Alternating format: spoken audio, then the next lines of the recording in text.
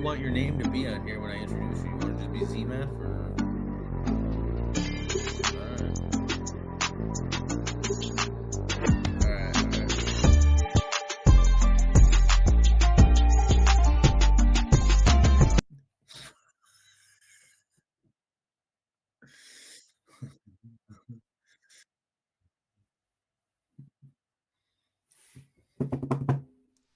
Oh, we're live. All right. Welcome to Cyber Reality Check, the streaming talk show where we break down the truth behind buzzwords in cybersecurity. Hey, whether you're new to the field, stuck in the job hunt, or are leading a security team wondering why nothing works, you're in the right place. We're your hosts, Cyber B and Zmeth. We're bringing you the no BS insights, real stories, and hot takes no one else wants to say out loud. Let's cut through the static and talk about what really matters in cyber. Machine men with machine minds and machine hearts. Welcome to the show, everybody. What's up? First time live stream. It's pretty exciting. We're just getting our sea legs here, so bear with us. But it's going to be good times for sure. All right. So let's go on and get to it, Zmeth. Yeah, our first segment, we're going to talk about the talent shortage, or the supposed talent shortage in cybersecurity, right? Right. So I'm pretty sure most of you heard about this talent shortage that has existed, that was based on statistics that ISC Squared generated not long ago, like 2-3 years ago. And, basically, I mean... It's been parroted a lot. It's been parroted a lot, right? Yeah. Over and over again. Everybody seems to be using it now. And go ahead. You want to tell everyone why they're using this stuff? I mean, I think frankly, I don't really know why they keep saying this shit. Like, I may possibly one of my ideas on this is that it's kind of to scare the people that do have jobs too, to like make them constantly be like, oh, I better do well because there's all these people that want my job. 600,000 open roles. I don't know. What's your take on it, Cyber B? Well, so let's step back. Like you're saying, these 600,000 open roles, or originally it was 3.2 million jobs, openings and stuff like that. And now it's been coming down a little bit at a time. And I mean, some people are still even spouting off this 3.2 million jobs, or 3.2 million in the next 10 years, or they're trying to just leverage it nonstop in different ways.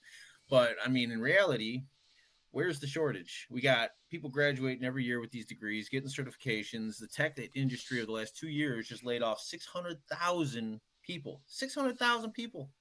So where's the shortage?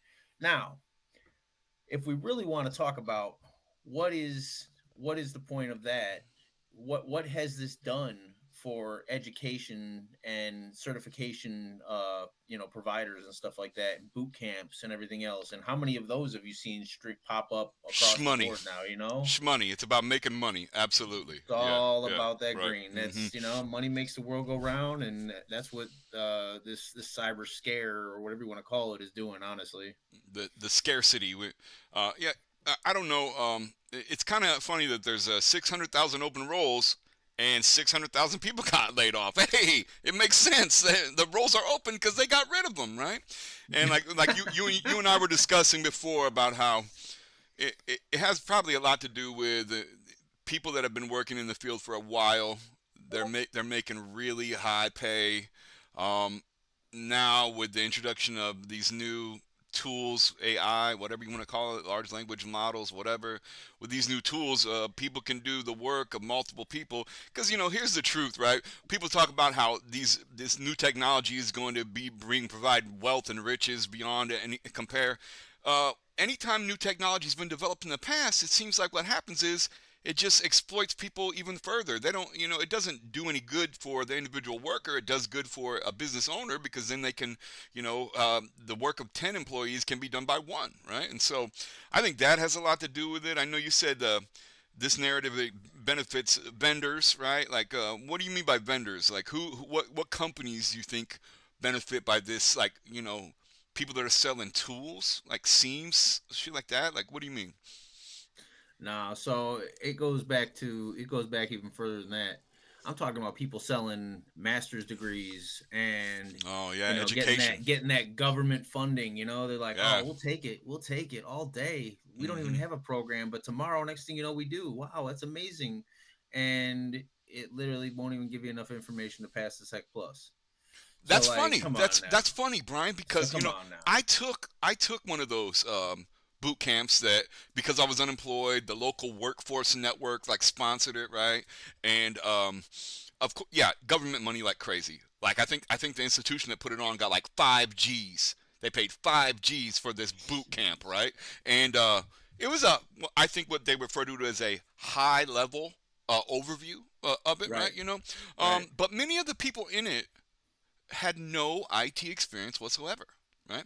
And if you don't have the basics down, you're going to have a really hard time getting these higher level concepts, right? And the pace at which they breeze over it, really, I don't think anybody got a grasp of these tools, right?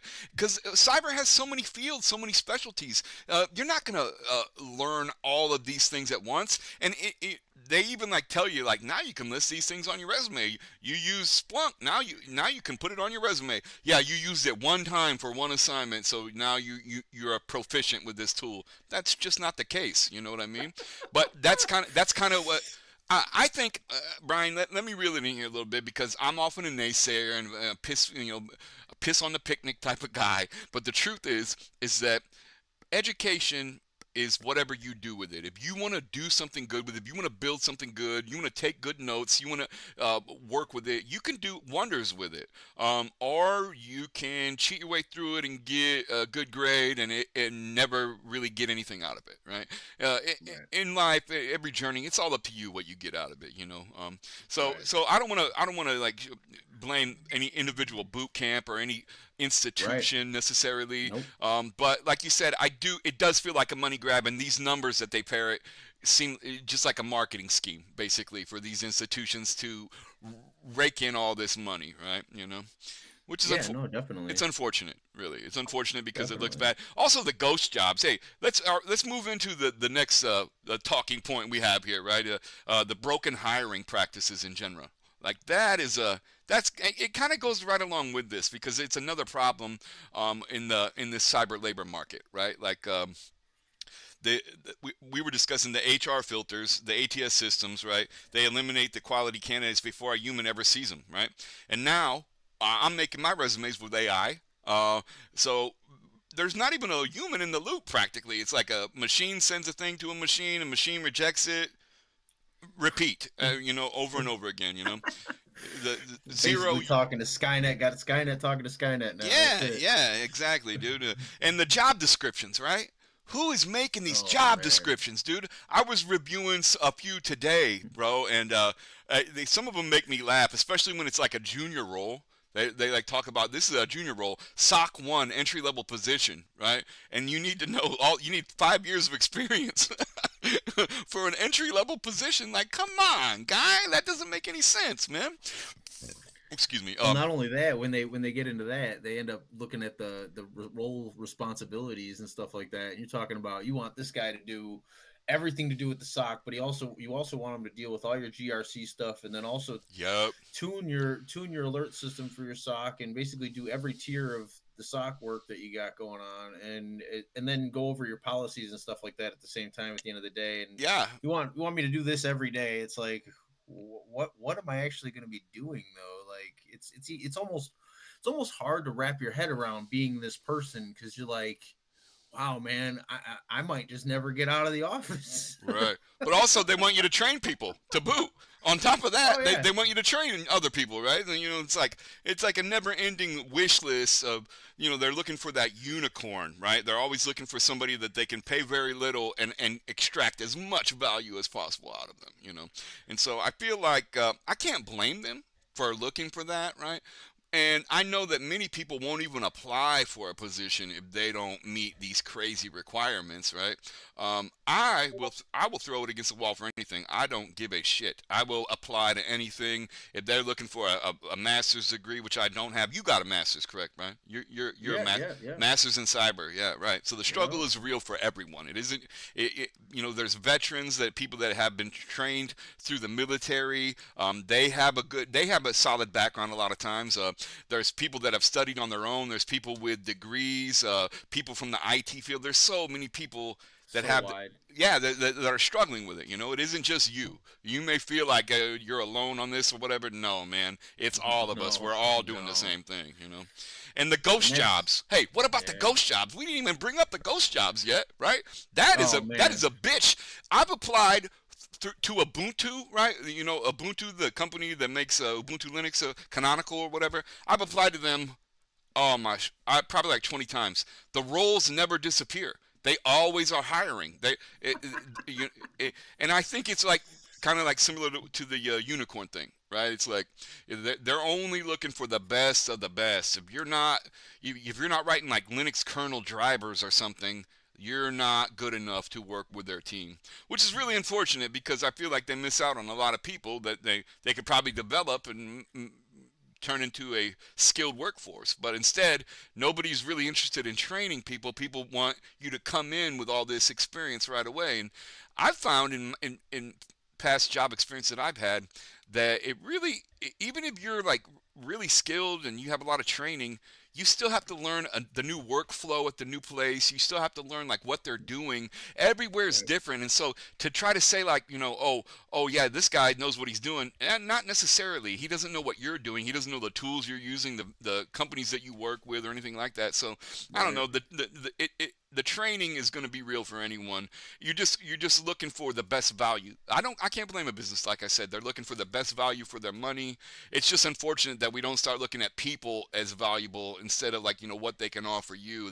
The person is what runs a business. Humans are what this whole thing is about. And so if you start like discounting people, you try to put like a monetary value on human beings, you're going to be severely let down. You really can't do that. That's just not a thing. We are the ones that make the money, right?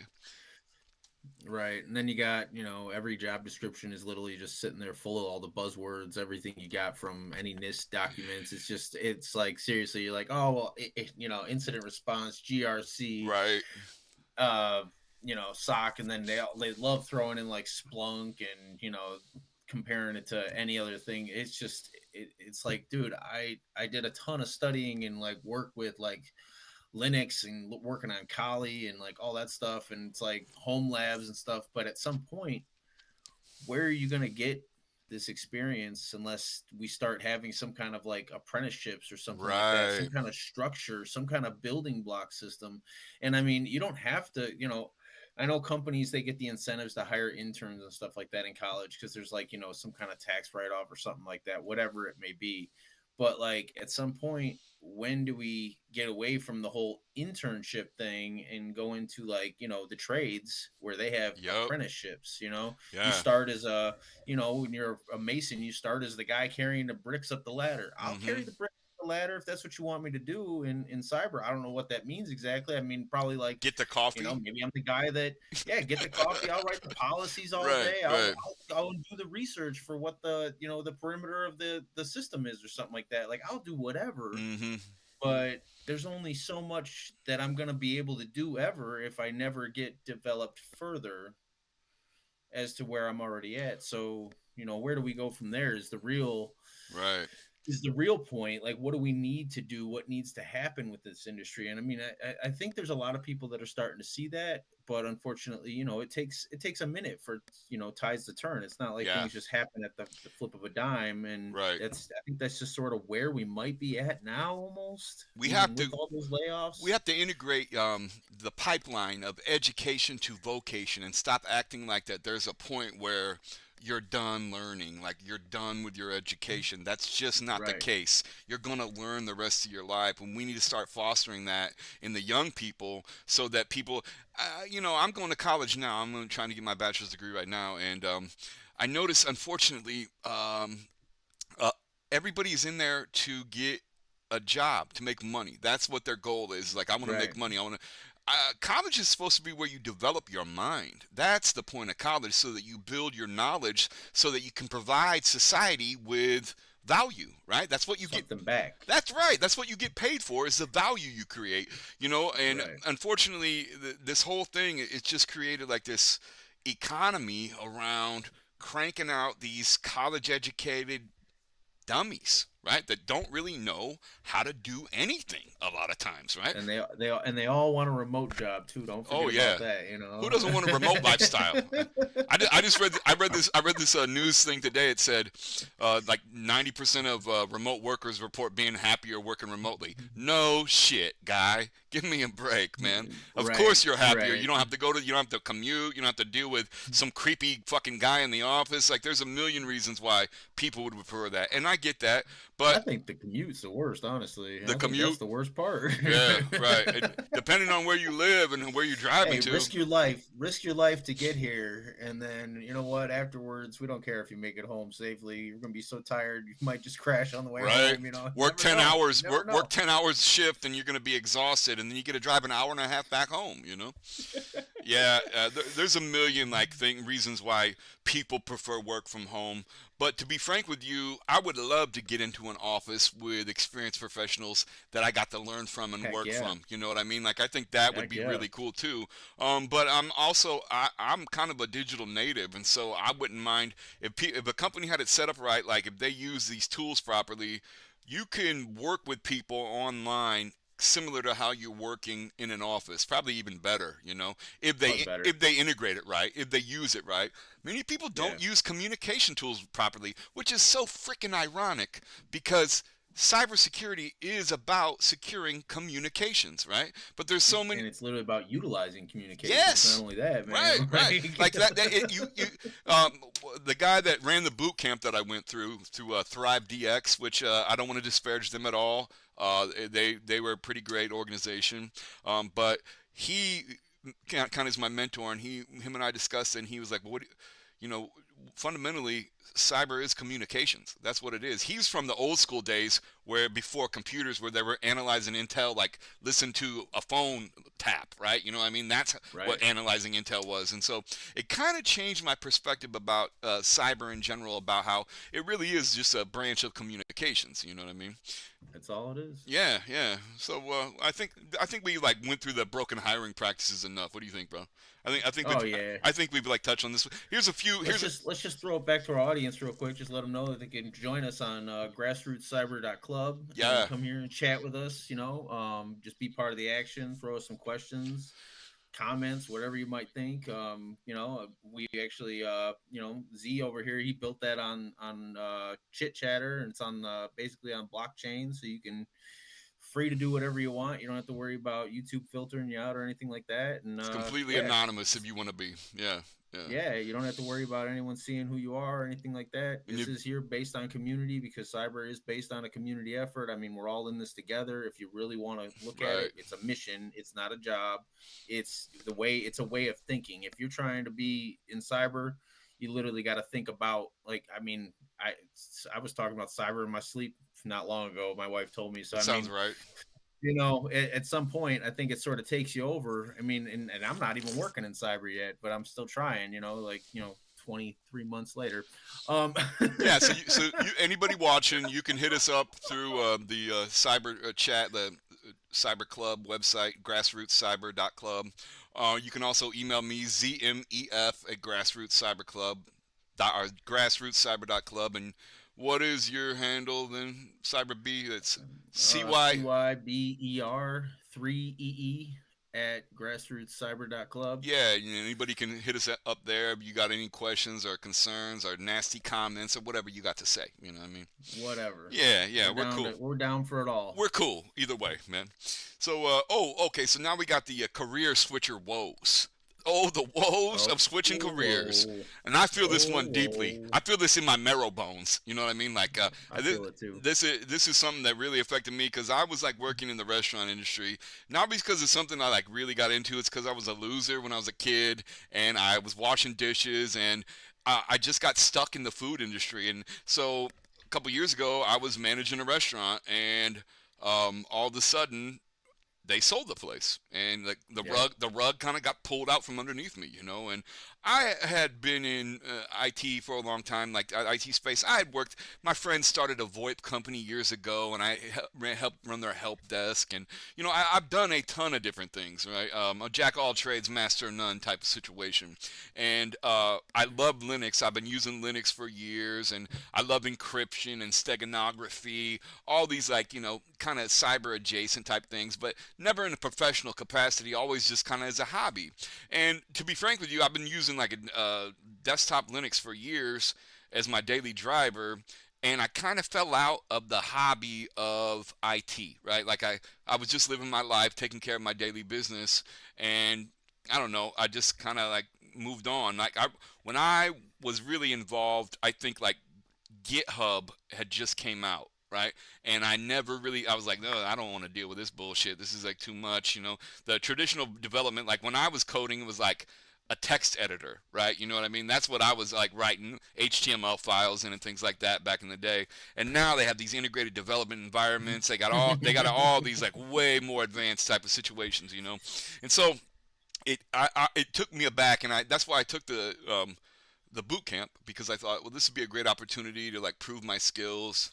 Unbeknownst to me, it wasn't. It was kind of just like diploma factory type of situation where they're just cranking people out, and I found I knew things, okay. In fact, we did like one of the things was a capture the flag, and I cheated, and I just logged into the Linux box and found the flag like that instead of going through whatever. And then I told everybody in the class how to do it too. Real hacker, bro. There you go. Yeah, there yeah. You go. So share that wealth of knowledge. Yeah, absolutely. Yeah. You got to break the rules to learn.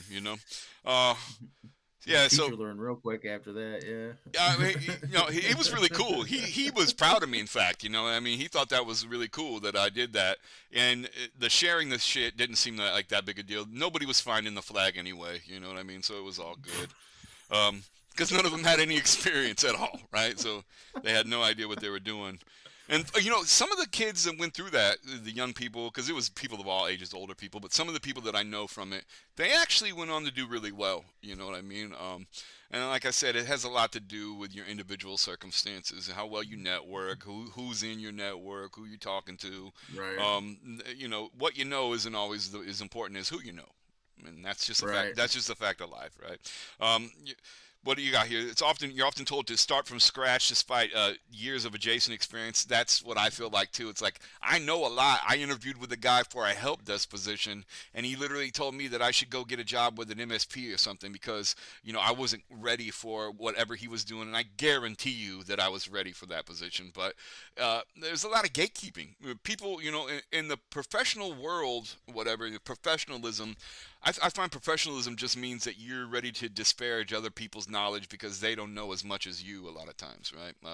You often find it with doctors or lawyers. They often have this air about them like, you must be a fucking idiot because you're not a doctor, you're not a lawyer, And it's not just in those fields. It's in IT especially. And IT guys often, we're not known for our sociability. Right?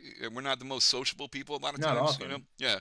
I mean, you and I, we might be the exception to the rule. I like talking. I found that there's this new era, especially with like Black Hills and what Jerry's doing in Simply Cyber. There's a new era of like, cause back in the day, I'd go to a chat room or IRC looking for some help, and they'd tell me to read the fucking manual, and things like that. And like they kind of harder. Yeah, they kind of just flex on you a little bit, and they really wouldn't help you. And I think that we've gotten past that a little nowadays, and people are a little more helpful. A little bit, yeah, a little bit. Yeah. When some people still want to do that, but unfortunately, you just gotta sidestep assholes like that. There's really nothing you can do. You're gonna find them throughout your whole career, your whole life. And I when I was younger, I tried to blow it off more, and now I just don't tolerate it. I won't be around jerks. I won't put myself out there and I'll call them on it to their face as well, Also, not a good technique if you're trying to get a job, unfortunately, Yeah. Don't do that. Gotta stay cordial. Stay cordial. You gotta be a bit of a kiss ass. That's just facts, right? You know what I mean? You gotta brown nose a little bit.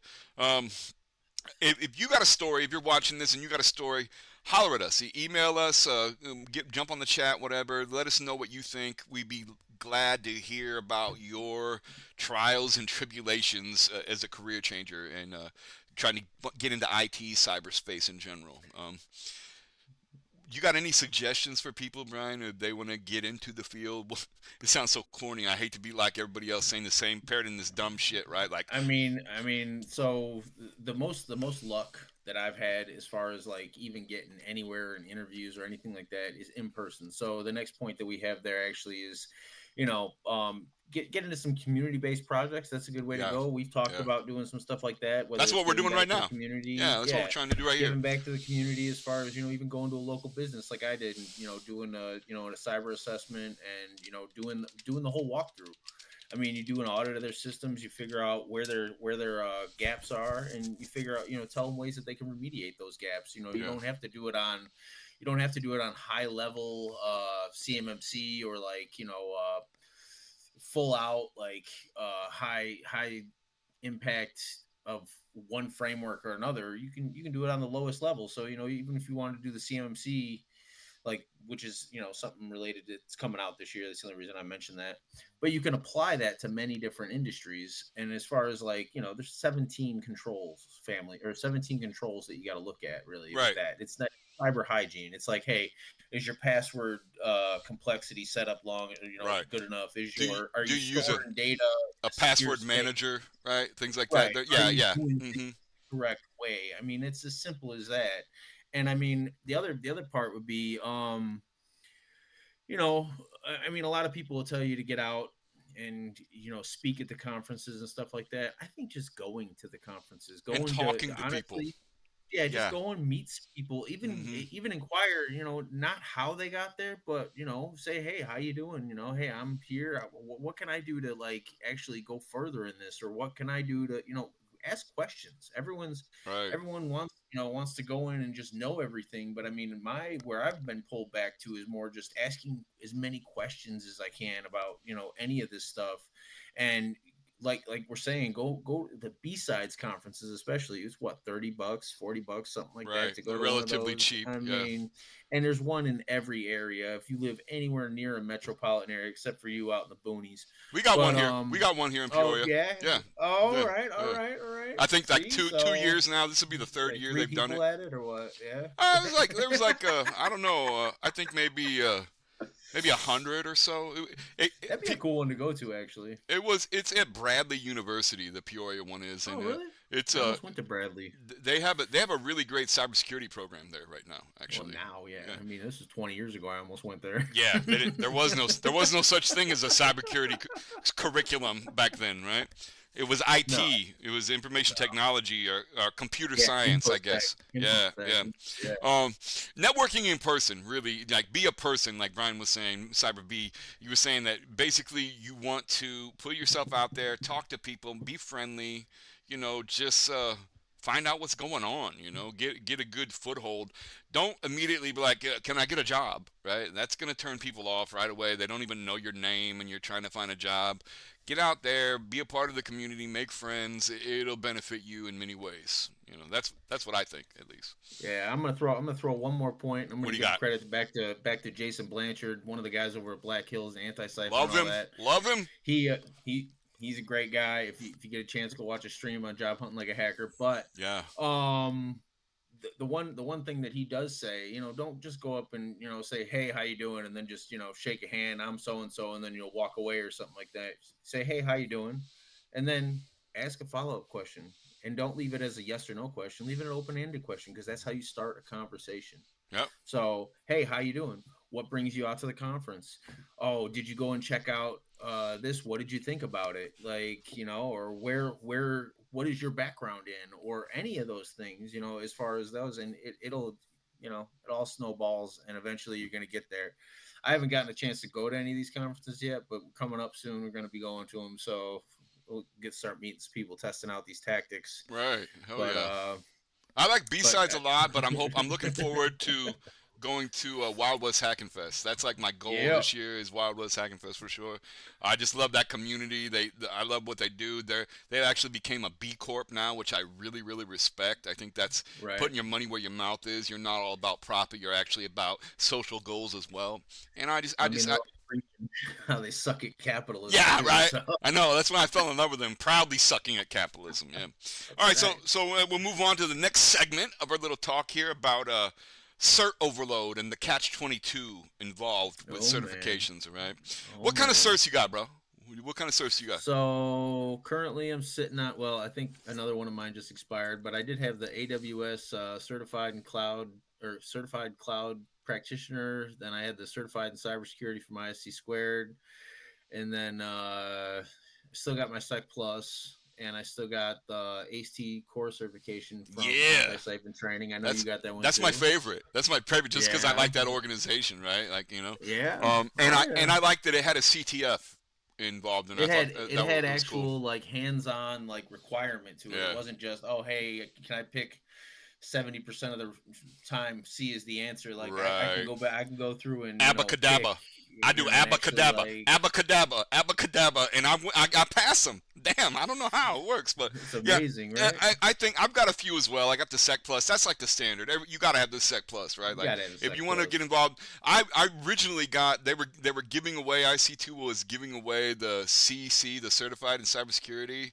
Yeah, you had to pay $100 though. Don't forget about that. 50. It was 50, right? Okay, it was 50, and I paid it, and I took the test, and I was like, what the. This is I didn't even need to study. I literally I got it immediately. That's how easy it was. And I thought, what are you certifying people in? I don't understand what you know how to read or what, because that's kind of like what it felt like to me. Yeah, the $50, and they pitched it as it was free. And then they were like, oh, if you want to be a member of IC2, you got to pay that $50. I did not renew that one. Newsflash, mine just expired. They're like sending me like hacker messages. So it will expire in 7 days if you don't renew. Act now. I'm like, cool. I've seen malware. Like I don't know what you want. Bye. Hey, and don't get me wrong. I'm sure that's a great organization or whatever. I don't want to disparage anybody. It's just not for me. It's just not for me, right? That's all it is. So, what about I've heard the certified ethical hacker is not got as much juice as what it used to have. I know that they're revamping it. I was recommended to take the CISSP. And then like the CIMC or some shit like that. There's so many acronyms. Yeah, so many fucking acronyms. It gets on my nerves all the time, man. Well, you know about the CEH, right? It's actually got two parts to it. There's a question part, which is only like basically a regular test, and then there's a practical part of it, which is part of the CEH master certification, which people don't really distinguish about between the two as much, which is sort of like disturbing. But I mean that CEH, the full out one, I'm not sure what the cost is. I think it was like last time I looked was like $1,200 or something like that. Wow. To get the full on. But I mean you're doing a full on like ethical hacking scenario at home or in front of a teacher. I can't remember, but I'm pretty sure it was a proctored thing. And I mean, you got to go through and pop boxes, right then and there, and then, depending if you're passed or not. So you got to actually know these tactics and how to do it, ethically, at the same time. So it's not just there's one part to it, which I think the one part actually costs like $200. But the other part, and this by EC Council, and the other part, you gotta know how to pop boxes. And if you're not, and I mean, they put these on those requirements and stuff, and it's like, I mean, depending on who you talk to, you could think the CEH is one of the greatest certifications there is, or you could look at it like, well, it's nothing really at all. Like, what are you talking? It's just another CC. Like, I don't know about that because, like you said, the CC, the CC was just a multiple choice, right? And just throw that back. Yeah, but at least you said at least it had a practical part, right? Like I respect that a little bit more, Right.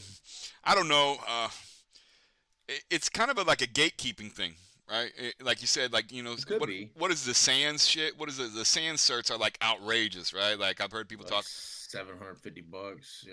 Oh, I've heard of like thousands of dollars is what they're charging for some of them, And so clearly that's for people that have a lot of cash to spare, or you got a sponsor from the business you're working for, or something like that. I think They definitely present value, but like the CEH, I see that in a couple of job descriptions once in a while, right? I don't see it Right. very It's not often. frequent. Not Yeah, frequent. yeah. I don't know. You get into job descriptions, you're talking about a lot of times what what HR knows, what they're just probably copy and pasting some shit a lot of times, From right? other ones, Uh from huh. other job Yeah. I postings. know that I've done it. I've hired people before, and I know that that's what I did a lot of times. So just be like, I ain't gonna write all this out. I'm gonna find somebody else that's hiring for this exact same job, and I'm gonna copy and paste it in. The problem is that that guy probably did it too. It's probably been done for like 5 years. It's outdated. It doesn't really represent who you're looking for the job, right? And that's what I think. Let's get into this takes us right into the hot takes here that we got going. Mine that I wanted to bring up is that HR is like the biggest threat to cybersecurity, right? And many people are like, what do you mean by that? Why is HR like the biggest threat to cybersecurity? What do you think, Brian? Why do you think that HR is a big threat to cybersecurity in general? I mean, I don't know if it's necessarily a threat. It just depends, like you're saying, like I think we've talked about too, is these people, they need to be trained on actually how to handle all this data, because they're the ones handling all the PII in the company pretty much. Bing, So exactly. next thing you know, if they're not trained on these things, but let alone, so if they're not trained on them, they don't understand them, and then how are they going to hire people or find people for them if they're Yes. not understanding this Yes. stuff? Right. So Right. it's like it's a sort of a giant loop on that, and I think everyone. I think one of the problems is that HR, they need to talk with a lot more with the hiring managers and stuff, and everyone, sort of like we were talking about before, they need to get on the same page of this apprenticeship or this skill building, or you know employee building. Like, you're building an asset.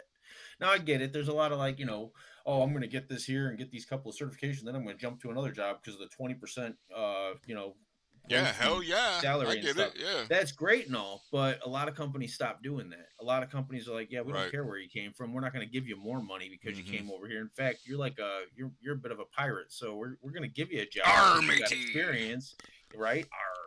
Um. So um so those so this that's starting to become a little bit of a good thing in a way, because people are staying where they're at that more now, at least with that part of it going on. And people are going to get their companies are going to get their value out of people more, instead of just to hear cert building them like crazy and then they jump ship, which is unfortunate that happened. But as a manager and as a company, they need to look at things like that. They can't just say, "Oh, well, that's okay. That's okay." It's like, you're talking about some of these certs, like you said, $1,000, $1,500. Right. The new CMMC certification that just came, one of them just came out, is $3,200 for Yowza. a cybersecurity, uh, CMMC practitioner. So I mean, you gotta people need to be all working together on the same team, and this is, I guess, the main point I want to get at is we all need to take a step back and just look at the bigger picture, and then get down to the nitty gritty and make up these requirements and these policies and these different things that are going to affect the company in the long term, because otherwise you're literally letting your value just slip right out the window. And it's like, well, what are you doing? I mean, the people don't care. The people, they're loving it. They're, oh, hey, I got my value, I'm going to get more value, you know. Mm, yeah, I want more. Who doesn't want more value? Everybody. The businesses want more value. Everybody wants more value. I'm going to take a little bit of exception to what you were saying here, because I feel like the hiring process is too damn long as it is, right? And getting more people involved is just going to drag that shit out even more. Some people are doing like 4 rounds of interviews, right? That is absurd, man. Like, give me a fucking break, bro. I think Yeesh. that we could probably do something. I just believe that HR needs to be cybersecurity trained. Okay, they need to understand why it's important for them to understand this. And I suppose everyone at an organization needs to have some base cyber, because this is where we all operate. This is where we all live now, and so it's really important to have a really root understanding of it. And I'm not talking about, like you said, popping boxes or anything. I'm just talking about understanding the techniques that people use to phish you to get your credentials. That identity is kind of like the new perimeter, and that you need to be able to protect your identity. Basic things like that. And it would also help them to understand who they were hiring for a certain role, if they had a base understanding of cyber and what this person needed to know in order to do this job, right? And so I just think that that's a really big thing that the HR needs to get a little better educated. That's my hot take. You want to take the next one? Right. You want to take the next one, bro? Where are we at on this one? Are we going? The certs are often a business model, not a career ladder, right? So let's jumping back to what we were talking about just a minute ago. Absolutely. I mean, and so when I actually wanted to bring up in that, when you look at something like the CISSP, like we're talking about, or CISP as a lot of people know it, that certification isn't supposed to really get to you until you're 5 years into your career in IT or cybersecurity. So if you really, and technically, you have to have people like vouch for you, and there's a whole like sponsorship program that goes along with it. So if you don't have 5 years in 3 different domains, I'm pretty sure is what it is. So it's not just in like, oh, hey, I did identity and access management, for 5 years, I'm good to go. No, you got to do identity and access management. Then you got to do like, GRC or something like that. And then you got to do, say maybe like digital forensics. You might get a little bit of all of them, or security operations or whatever in all of in your throughout your career in one job even. But if you're not getting those, then you're not going to get your CISP, first of all. And the second part of it is, it's a big investment for a lot of people, especially starting out in this field. I'm definitely not going to take it right away until I, at least know that I'm a little bit closer in or something like that. I mean, I can go past my CISM or maybe my CRISC even, but CISP is, it's got some tricky questions on it. It's there, it's not made to be like 1, 2, 3 pass. It's actually very scenario based and very It's a business one, right? I think it's like a little more focused on the business aspect, right, as opposed to the different technical certifications. In fact, it's technical as well. That's the thing. It's sort of like the technical business, like joined. Like it's like, all right, here you go. I just pulled up Paul Jeremy's security certification roadmap. Yep, it's a popular one for sure. Go to pauljeremy.com, PAULJERIM. Yeah, I got it right up here. Yep. Like, look at this thing. It's freaking massive, bro. Like, Lord have mercy, I want to get this one right here because, my name is Zach, and it's Zach EA Pro. I don't even think it exists anymore, though. I tried to go through it, and it says here a $3,000 exam fee, $3,000 for that one. It's pretty high level. There's ITIL Master. That's fun. That's the ITIL Master, yeah. There's the CISM. That's what you were discussing too. The Certified Information Security Manager, and the CISP's right underneath that bad boy, right there. Which I don't think that should be that order, but I mean that's actually community based, or community sourced map right there. So Paul Jeremy started it out, and then he started asking for comments and stuff like that and feedback on that whole thing. So he basically our community made that roadmap, which is pretty cool because I mean it's pretty thorough. I won't lie. You can see there. It's like we said. It's got the Sec Plus at the entry level. It's got you got your Microsoft beginner entry levels and AWS beginner entry level certifications over there on the left somewhere, and then on the right you got some of your forensic certifications. I know CCNA is on there about midway up. It's an intermediate one. So I mean, yeah, it's pretty accurate as far as that goes. But let's get into the next point that brings us into that other point is how many people going to have these certifications and how many certifications you got to have. So then what are we all just going to compete? Who can have the most certifications? Is that what it is going to be? So if I have 20 certifications, next thing you know, I'm the most valuable player on the team. Like I'm like MVP, baby. RIP. but is I'm like Michael Jordan or like Kobe, RIP. Um, just I'm the GOAT. That's it. Like Yeah, like you the come on, goat, man. baby. You the Like, goat. Totes my like goats.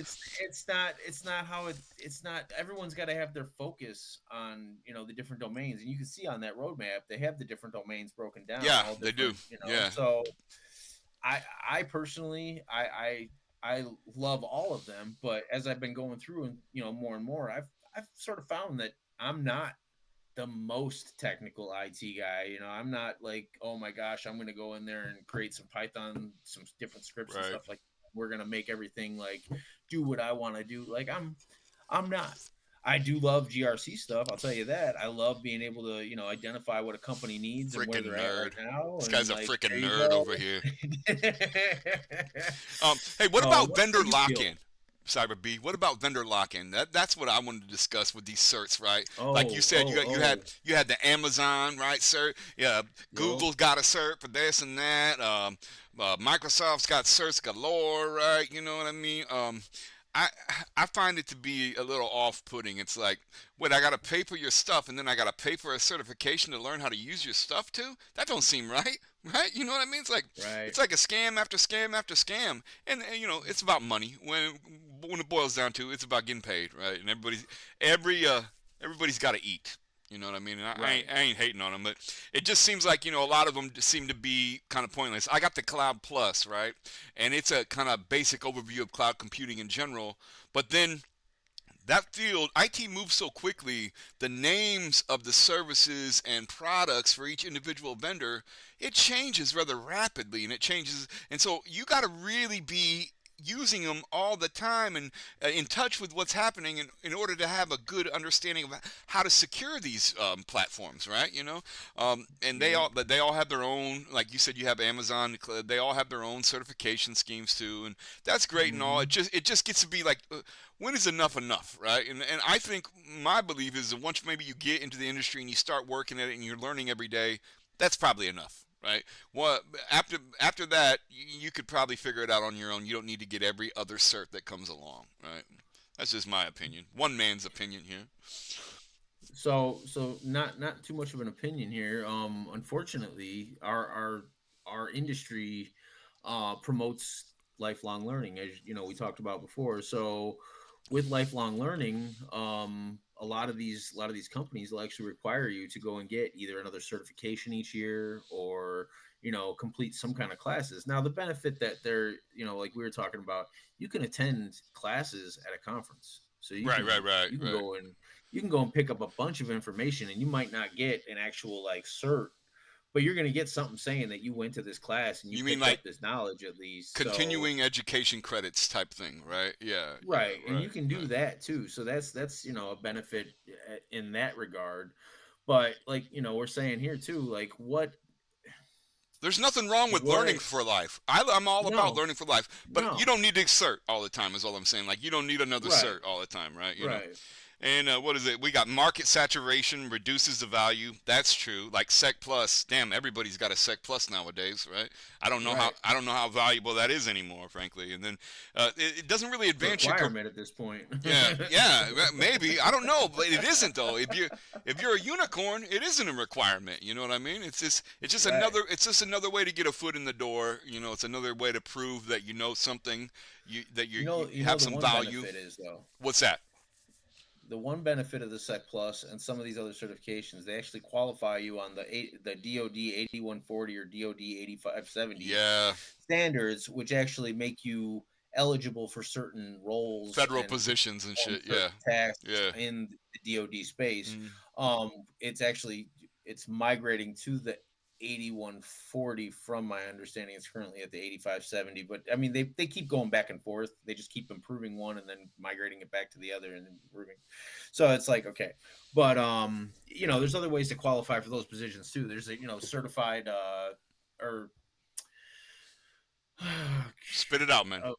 centers for academic excellence also qualify for that. So if you get, your school or your organization gets sponsored by, say the NSA or any of the other, Yeah, Bradley is DoD one of them. Yeah, partners or stuff like yeah. that, and qualifies as a CAE, Center for Academic Excellence, you can qualify for those same things just by graduating with a degree, and you don't need necessarily to go get, those certifications The to do certs, that yet. right on. And so that's what they're changing it to now. They're trying to make it so, like, because you can't tell me that someone that has a Sec Plus doesn't have a lot of the same knowledge that someone has as a bachelor's in cybersecurity. Because if you don't, then there might be an issue with wherever you learn cybersecurity. 100%. Yeah, yeah. So that's just one of the benefits, at least. But yes, the market saturation, like, I mean, at this point it was like, 10 years ago you needed to have a bachelor's degree because it was like a high school diploma. Everyone had one. Now companies are like, yeah, but you don't really need a bachelor's degree because we just want to know if you can do stuff. Like, now I don't it's know, a bro. little bit different degree. I don't know, It's different bro. depending on where you're looking. You need a master's degree now. Shit, it's went above, bro. Yeah, that's what I tried to do. Yeah, right. Yeah, I'm shooting for the doctorates. I'm gonna be a doctor of cyber, baby. Yeah, I mean, really, Gary up there. really, yeah, really, what I really want to do is I just want to build my knowledge up, right? That's the whole goal of me going to school, is that I want to know as much as I possibly can. And I don't know, when you're working, oftentimes the goal is work, not knowledge, and so you don't get the opportunity to study as often as you'd like, right? You know what I mean? My goal is to use this time right now to bang out as much knowledge building exercises as I can, so that I, develop myself, that I can provide value as a cyber practitioner. And I also wanted to mention that, with this community that we're attempting to build here, the Grassroots Cyber Club, I hope to create like a system that makes it easy for anybody to offer a cyber wellness check to local small organizations or small businesses that need it, and that's something I hope that we can roll out with this too, and kind of create like a guild, if you will, right? Kind of like what you're mentioning, like a group. We can take this into our own hands. We don't need to wait for anybody else. We can do this ourselves and help each other in the process, and I know that there's a lot of people in this space, in this industry, that are interested in doing something similar, and so all we really need to do now is kind of build it out and then get folks involved. That's my goal here. Yep.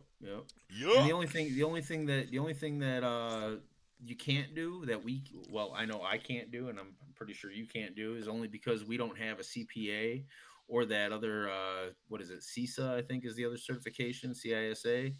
But if you have one of those two certifications, you can actually, go ahead and validate audit, different audits and stuff like that, and you can actually do, certified stuff. But otherwise, as far as like advisement goes and stuff like that, you can get people right up to the finish line.